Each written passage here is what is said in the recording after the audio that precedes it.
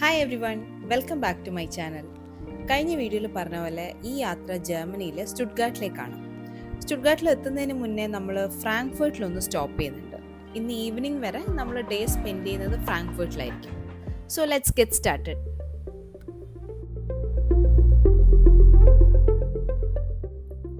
So around 2 hours travel കഴിഞ്ഞപ്പോൾ we reached Frankfurt.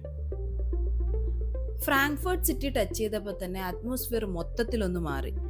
കുറേ luxury കാർസും പിന്നെ പോഷ് ആയിട്ടുള്ള ബിൽഡിങ്സ് ഒക്കെ ആയിട്ട് ഭയങ്കര റിച്ച് ആയിട്ടുള്ള ഒരു ജർമ്മൻ സിറ്റിയാണ് ഇതെന്ന് മനസ്സിലായി.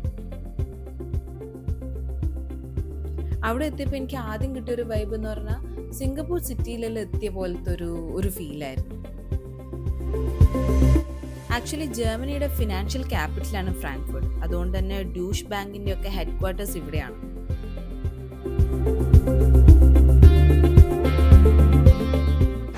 വീഡിയോസ് കണ്ട പോലെ ഫ്രാങ്ക്ഫർട്ട് എത്തിക്കഴിഞ്ഞപ്പം ആ ഒരു സിനറി മൊത്തത്തിൽ മാറി. പച്ചമലയാളത്തിൽ പറഞ്ഞ അമ്പരചുംബികളുടെ ഒരു സങ്കേതമാണ് ഇത്. Completely different. നമ്മൾ കൊളോണിൽ നേരത്തെ കണ്ടില്ല, അത് ആ ഒരു ടെറൈൻ അല്ല ഇവിടെ. യു ക്യാൻ സി, ഇവിടെ കണ്ടാൽ നിങ്ങൾക്ക് മനസ്സിലാവും. അവിടെ നിങ്ങൾ അവിടെ കണ്ടിട്ടുണ്ടാവും. ഭയങ്കര ഹ്യൂജ് ആയിട്ടുള്ള ബിൽഡിങ്സും, ബിക്കോസ് ഇതൊരു എക്കണോമിക്കലി അത്രയും റിച്ച് ആയിട്ടുള്ളൊരു ഏരിയ ആണ് ഈ ഫ്രാങ്ക്ഫർട്ട് എന്ന് പറയുന്നത്. അപ്പോൾ we are just walking through the streets. അപ്പോൾ ഫുഡ് കഴിക്കണം, അതാണ് അടുത്ത പരിപാടി. ഏതാണ്ട് നമ്മുടെ ബാർബർ ഷോപ്പ് പോലെ തന്നെയാണ്, പക്ഷെ കുറച്ചും കൂടെ ക്ലാസ് ഉണ്ടെന്നേ ഉള്ളൂ. പേരൊക്കെ തൊട്ടിപ്പേരാണ്, സ്കൈലൈൻ. ഇത് കണ്ടോ, ഇവിടുത്തെ മസ്റ്റ് ട്രൈ നൂഡിൽസ് ആണെന്ന് തോന്നല്ലോ.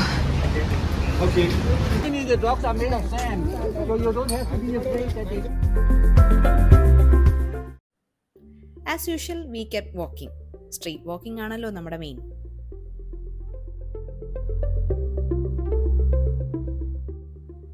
ഇത് അവിടുത്തെ ഒരു സ്ക്വയർ ആണ്. ജർമ്മനിൽ ഹ്യൂണ മാർക്കറ്റ് എന്നാണ് പേര്. ഇതിനൊരു പ്രത്യേകത എന്താന്ന് വെച്ചാൽ, സെക്കൻഡ് വേൾഡ് വാറിൽ ഇവിടുത്തെ ഈ ബിൽഡിങ്സ് എല്ലാം കംപ്ലീറ്റ്ലി തകർന്നു പോയിരുന്നു. അതിനെ പിന്നെ റെനോവേറ്റ് ചെയ്ത് ഇങ്ങനെ ആക്കി എടുത്തതാണ്. ഈ മാർക്കറ്റിന് അടുത്ത് തന്നെയായിട്ട് അവിടെ ഒരു ഫേമസ് ലാൻഡ്മാർക്ക് ഉണ്ട്, called the Frankfurt cathedral. Around 14th സെഞ്ചുറിയിലൊക്കെ കൺസ്ട്രക്ട് ചെയ്ത ചേർച്ചാണിത്, വിച്ച് മീൻസ് അത്രയും പഴക്കമുണ്ട്. നമുക്ക് ഉള്ളിലേക്ക് പോയി നോക്കാം.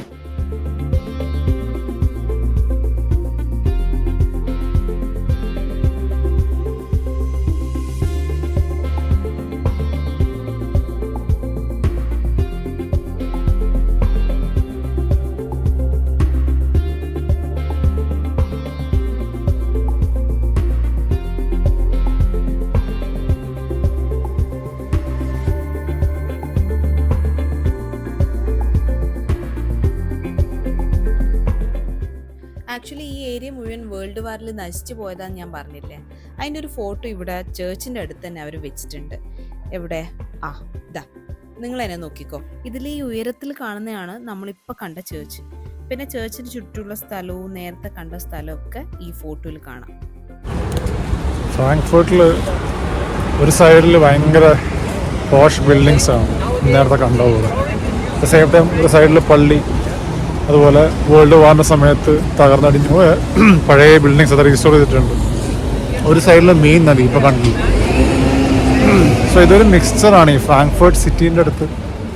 വളരെ മോഡേൺ ആയിട്ടുള്ള അൾട്രാ പോഷ് ആയിട്ടുള്ള സ്കൈ സ്ക്രൈപ്പേഴ്സ് ഉണ്ട്, പക്ഷേ ഹിസ്റ്റോറിക്കൽ മോണുമെൻറ്റ്സും ഉണ്ട്, കത്തീഡ്രലുണ്ട്, വേൾഡ് വാറിന് ശേഷമുള്ള റെമനൻസ് ഉണ്ട്, എല്ലാം ഉണ്ട്.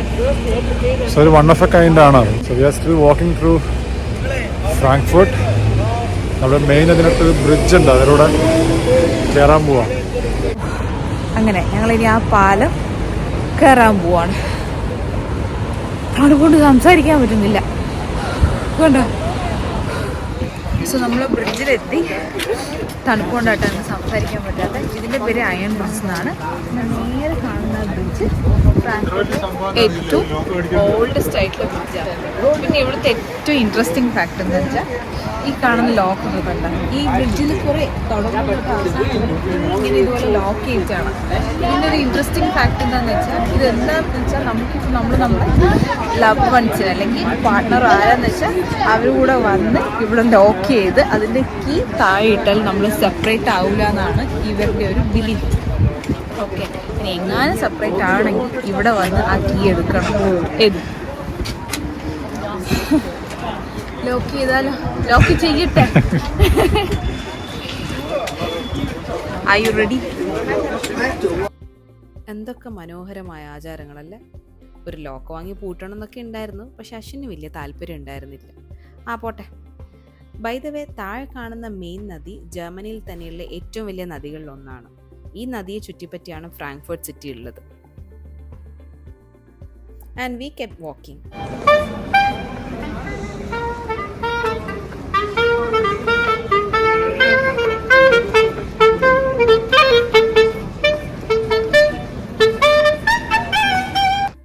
അങ്ങനെ ഈ സ്ട്രീറ്റ് മ്യൂസിക് ഒക്കെ കേട്ട് നല്ല രസമായിട്ട് ഞങ്ങൾ ജർമ്മൻ സ്ട്രീറ്റിലൂടെ നടന്നു. നേരത്തെ കണ്ട ഹ്യൂണ മാർക്കറ്റിൽ നമ്മളിപ്പോൾ തിരിച്ചെത്തി.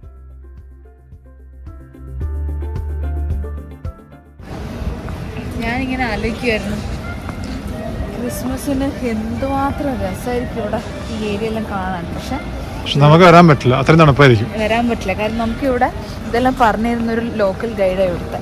അപ്പോൾ അയാൾ പറയുന്നതെന്ന് വെച്ചാൽ ഈ എന്താ പറയുക, ടൂറിസ്റ്റേഴ്സ് അധികം ഈ സമയത്ത് വരില്ല, സഹിക്കാൻ പറ്റാത്ത തണുപ്പായിരിക്കും. ഇവിടെയുള്ള ആൾക്കാർക്ക് എന്താ പറയുക, ഒരു വിൻ്ററിനെ പ്രിപ്പയർ ചെയ്യുന്ന പോലെ അവരൊരു ഫെസ്റ്റിവൽ പോലെയാണ്.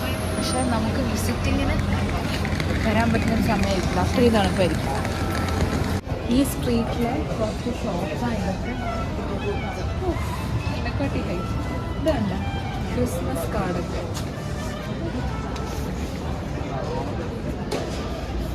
ഇതിലിങ്ങനെ റൈറ്റിംഗ് എഴുതിയിട്ട് കൊടുക്കാനായിട്ട്.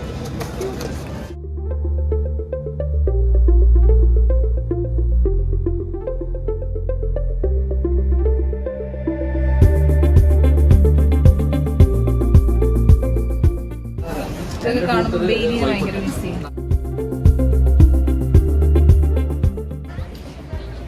ഇതാണ് ഇവിടുത്തെ പബ്ലിക് ടോയ്ലറ്റ്. ലോക്കൽ ഗൈഡ് തന്നെ പറഞ്ഞ എന്താ പറയുക, ഇവിടെ ജെൻഡർ ഇക്വാലിറ്റി ഇല്ല. കാര്യം പബ്ലിക് ടോയ്ലറ്റ് യൂസ് ചെയ്യണമെങ്കിൽ ലേഡീസിനാണെങ്കിൽ പേ ചെയ്യണം, ജെൻസിനാണെങ്കിൽ ഫ്രീ. ആൻഡ് അതിന് നമ്മൾ പേ ചെയ്യേണ്ടത് 50 cents ആണ്. 50 cents എന്ന് പറയുമ്പോൾ നാട്ടിലെ ഓൾമോസ്റ്റ് 45 rupees ഒരു സിംഗിൾ യൂസിന്.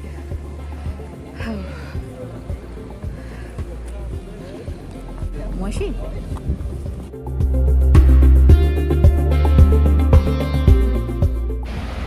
ട്രാഫിക് സിഗ്നൽ എന്ന് പറയുമ്പോൾ ഇവിടെ ഒരു സ്വിച്ച് ഉണ്ടാവും.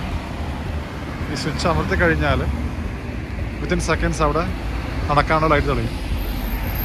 ഒരു സൈഡിൽ നിന്ന് അമർത്തുമ്പോൾ 60 സെക്കൻഡാണ് എടുക്കുന്നതെങ്കിൽ 2 സൈഡിൽ നിന്ന് കൂടി ആകുമ്പോൾ നേരെ പകുതിയായിട്ട് കുറയും. സോ അത്രയും പെട്ടെന്ന് 2 സൈഡിൽ നിന്ന് വാക്ക് ചെയ്യാൻ പറ്റും. ആ രീതിയിൽ സിസ്റ്റമാണ് ഇവിടെ യൂറോപ്പിലുള്ളത്.